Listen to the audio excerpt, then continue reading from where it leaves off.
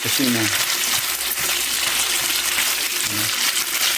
Para pambaon ng idol.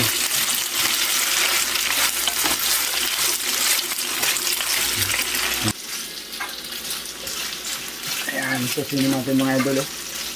Sarap yan. Ang gusto ng anak ko.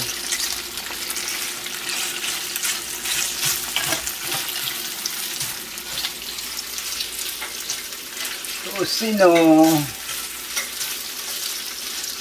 Kusino mga idol. Yan. So kailangan mo siyang ipa-crispy muna siya guys. Para may sunog-sunog siya. Masasarap pag may sunog-sunog. So nilagyan natin ng konting mantika lang. Para hindi siya dinikit. Kasi pag wala mantika, susunog siya. Kaya lagyan siya ng mantika ng konti.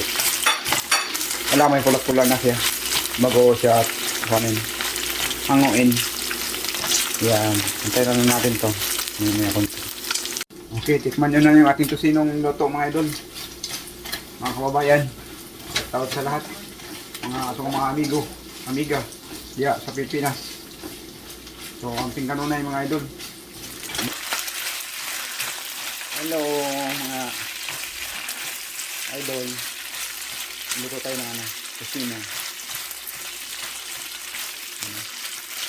para pambaon ng idol.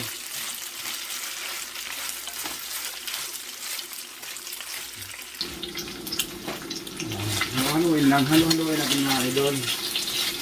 So guys, malapit na siya maluto. Pinupula-pula siya. So haluin mo na yung gilid kasi nga sinugasan natin itong kawa. Sunog na siya. Hapit na siyang luto guys. Oh. Ano na siya guys. Haluan ko. Pwede mo din mag-vlog nga. Para ibutan na naman. Oh.